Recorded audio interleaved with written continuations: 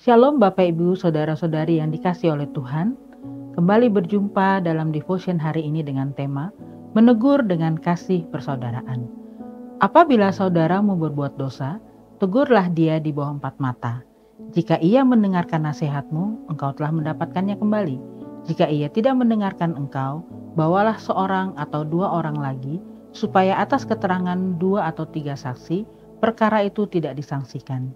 Jika ia tidak mau mendengarkan mereka, sampaikanlah soalnya kepada jemaat.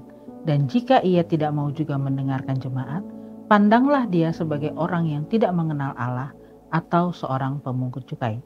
Matius 18 ayat 15 sampai dengan 17. Bapak Ibu Saudara-saudari, dalam kehidupan kita selalu diingatkan untuk selalu berhubungan dengan saudara-saudara seiman. Dan dalam hubungan itu, kita juga diingatkan untuk selalu memperhatikan kehidupan kerohanian saudara-saudara kita. Orang percaya hidup di lingkungan yang majemuk, yang di dalamnya tentu ada banyak godaan-godaan yang ringan maupun yang berat, yang dapat menjerumuskan anggota-anggota jemaat ke dalam dosa. Tuhan Yesus berkata bahwa murid-muridnya bertanggung jawab untuk memperingatkan saudara-saudari seiman mereka tentang hal-hal yang bisa membahayakan kerohanian mereka. Yesus menguraikan proses bagaimana seorang percaya yang telah dilukai dapat dengan rendah hati, diam-diam, dan bersungguh-sungguh memberitahukan dosa yang diperbuat saudara seiman lain terhadapnya. Nah, bagaimana jikalau kita mendapati saudara kita berdosa? Ada dua sikap terhadap kesalahan seseorang. Sikap pertama, sikap langsung menghakimi dan menjadikan orang yang melakukan kesalahan itu sebagai terdakwa. Sedangkan sikap lainnya adalah sikap pembiaran karena merasa apa yang terjadi bukan urusan kita. Kedua sikap itu tentunya tidak tepat. Dalam perumpamaan tentang domba yang hilang, Yesus menegaskan bahwa Bapa di surga tidak menghendaki seorang pun tetap hilang. Bahkan dalam perjanjian lama, Imamat 19 ayat 17 berbunyi, "Janganlah membenci saudaramu di dalam hatimu, tetapi engkau harus berterus terang menegur orang sesamamu." Tuhan Yesus mengajarkan tentang saling menasehati. Tidak dapat disangkal bahwa hal menegur sesama kita adalah pekerjaan yang sulit. Ada banyak orang yang tidak mau menerima teguran, dan ada banyak teguran diberi dengan cara yang tidak bijaksana. Misalnya, langsung di muka umum atau dalam suasana hati yang panas dan dengan kata-kata kasar. Tuhan Yesus di dalam bacaan Injil hari ini memberikan cara-cara menegur dengan kasih persaudaraan sebagai berikut. Langkah pertama, pembicaraan secara pribadi. Tanggung jawab yang pertama ialah pergi secara pribadi kepada orang yang bersalah tanpa menunggu permintaan maaf. Duduk bersama empat mata dan saling berbicara satu sama lain. Ini adalah saat yang tepat untuk memberikan koreksi berupa teguran persaudaraan. Kalau ia merasa berdosa dan mendengar teguran persaudaraan, maka sikap tobatnya dapat ditata kembali. Jika hal itu tidak berhasil, sekalipun sudah diperingatkan melalui pembicaraan pribadi, kesalahan akan tetap terjadi, maka perlu masuk pada langkah yang kedua. Langkah kedua, pembicaraan bersama beberapa orang saksi. Pada langkah yang kedua ini, harus ada beberapa orang saksi pada saat melakukan teguran.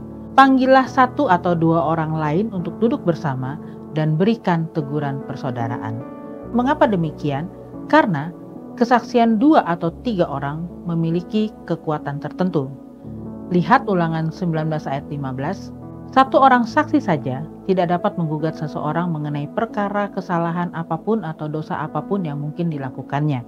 Baru atas keterangan dua atau tiga orang saksi, perkara itu tidak disangsikan. Keikutsertaan dua atau tiga orang lain dalam teguran dengan dua alasan. Pertama, teguran yang diberi oleh dua atau tiga orang adalah lebih kuat daripada teguran yang diucapkan satu orang saja. Dua, dengan dua atau tiga orang tambahan, itu pembicaraan akan menjadi lebih matang dan lengkap. Apabila berhasil, dia akan memperoleh orang itu sebagai sahabatnya dan memulihkan hubungan orang tersebut dengan Tuhan dan dengan sesama orang beriman. Hal tersebut bertujuan untuk mengajak saudara kita yang berdosa kembali ke dalam jemaat. Apabila langkah kedua masih saja tidak berhasil, maka kita masuk kepada langkah yang ketiga. Langkah yang ketiga yaitu pembicaraan dalam komunitas persekutuan.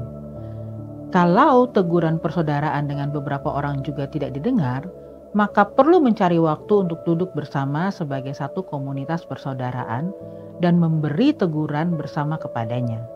Jika orang yang bersalah tetap tidak mau mengakui kesalahannya dan dosanya cukup parah sehingga mempengaruhi jemaat, maka gereja atau sidang jemaat harus ikut campur menangani masalah tersebut. Kalau dengan teguran bersama dalam komunitas juga tidak didengar, maka sebaiknya kepada saudara itu diberikan sanksi disiplin, tetapi masih terus didoakan dan diperlakukan dengan kasih Kristus. Atau dengan kata lain diberikan bimbingan pastoral secara khusus sampai dia menyadari kesalahannya, sungguh-sungguh menyesalinya dan berjanji untuk tidak melakukan kesalahannya. Dengan demikian akan terjadi rekonsiliasi dalam hubungan sebagai saudara seiman dan relasi yang kuat serta sehat kembali terjalin. Bapak, Ibu, Saudara-saudari, sebagai orang percaya, marilah kita berdoa, memohon hikmat dan keberanian yang kita butuhkan untuk peduli, sehingga kita dapat memperingatkan satu sama lain dengan penuh kasih tentang bahaya dosa, saling mendoakan, saling memberi koreksi persaudaraan apabila ada yang melakukan kesalahan. Dengan demikian kita dapat menikmati sukacita pemulihan dengan Bapa Surgawi dan orang percaya lainnya. Ketika kita melakukannya, Yesus akan hadir di tengah-tengah kita. Amin. Tuhan Yesus memberkati.